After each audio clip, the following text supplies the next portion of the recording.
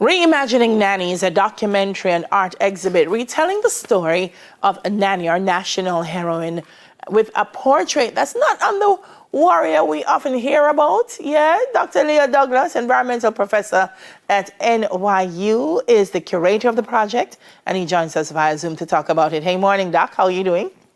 Good morning. So happy to be here. Thanks for having me. All right. So tell me a little bit about why now? Why do we need to reimagine Nanny? First of all, let me say that and just call out all the Jamaican women and women in general for Women's Heritage Month. And the theme for this year is Women Who Tell Our Stories. And we need to think more about Nanny. One of the things which I was very fortunate to do was just before I started my studies, I worked in the Rio Grande Valley in Moortown. And what I heard from Colonel Sterling and from the Maroon leaders was not what I heard in school. Yeah. What I heard in school was Nanny. She was the fighter. She burned down the plantation. She freed the slaves and stuff like that. Colonel told me that actually that would have been a very small part of Nanny's life. And what she was doing was actually community building. She was nurturing the forest. She was a planter. She was somebody who believed in trees, in forests, in biodiversity. And guess what, Delia?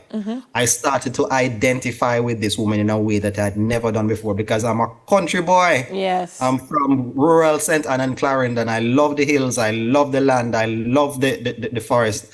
I love the trees. And this was the story I was hearing about Nanny. Yeah. And as we face climate change, water lock-off, drought, all the fires we're having, garbage, all of these things, the more we can center the stories of ourselves about the environment and in ways that keep us healthy, fit, and our minds alive and well, and the planet doing better, the better we're going to be. Yeah, it's absolutely one of the reasons why Blue and Jonquil Mountains has been recognized as a World Heritage Site because of the ways in which the Maroons and the land grow and rely on each other and they preserve each other.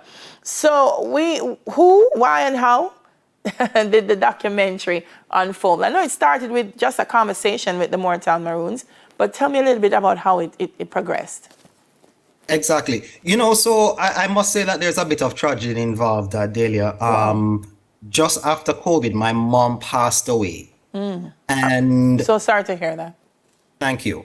But even though I've been thinking about this project for many, many years, for the better half of more than a decade for sure, why I decided to put it into operation now was that when my mom died, I started to think about the stories that my mom would tell me. Some of it we know, is the Anansi stories, it's the Duppy stories and stuff like that. But as a scholar of environmental studies, as a sociologist, when I reflected on the stories that she was telling Delia, what I realized that these were stories of Africa. These were stories. My mom has never been to West Africa. I have never been. But the figures, the name Duppy, the name Anansi, the Abesi, the Patu, all of these words are things that we brought across 300 years ago with us. And they're stories about nature, the environment.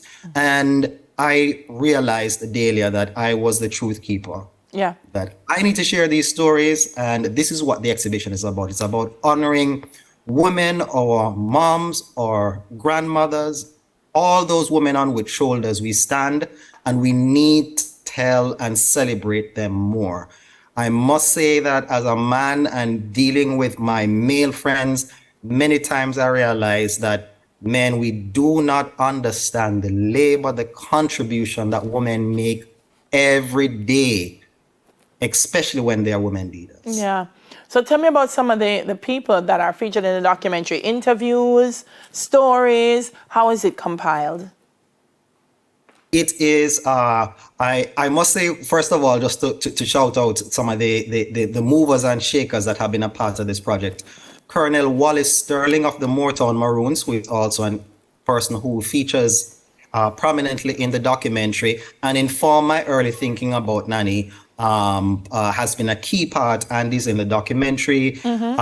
Kimmy Douglas, Marcia Douglas of the Charlestown Maroons, who Maroons. is my cousin Yes. by marriage. Miriam Smith, Dean at Edna Manley School of Visual Arts. Tracy Cormack, the director of the Natural History Museum at IOJ downtown.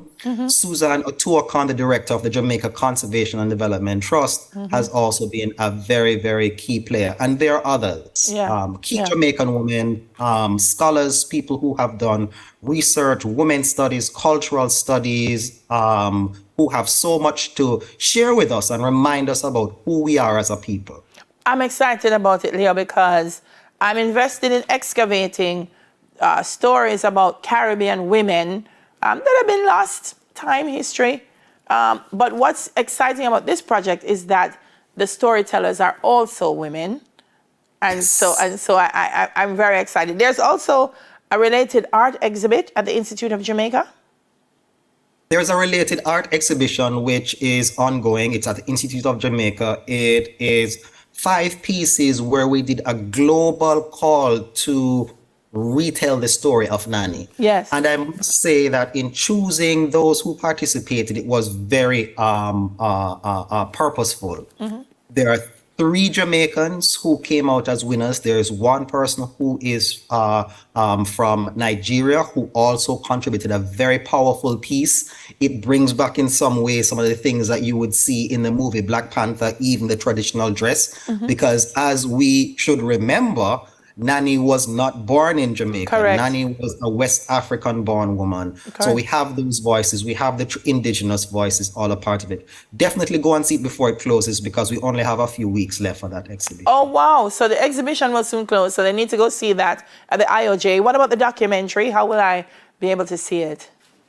The documentary, the best way to find the link to register for the global screening and to hear the panel discussion about the documentary is to go to the social media pages of the Institute of Jamaica IOJ, their Instagram page, their Facebook page, their Twitter page, and you'll find the information there. And the screening is going to be on Thursday, March 23rd at 12:30 US time. That is 11:30 Jamaica time. So you hear a dynamic set of Jamaican women weighing in on the content, the mood.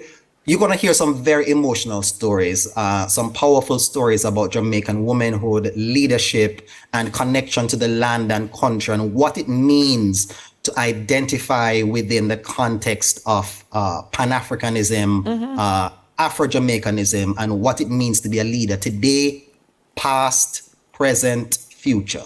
Absolutely. The most significant female military leader in this hemisphere, I am going to say of all time, that's Nanny. And I'm glad that we're having the discussion. Thank you so much for the work that you've done. And I'm excited about seeing it. Thank you for speaking with us here on Smile Jamaica. Thank you so much. See you soon. All right, Leo. Environmental professor at NYU, Dr. Leo R. Douglas. When we return, styling with Carrie Ann Scott Spence of Cass Styles.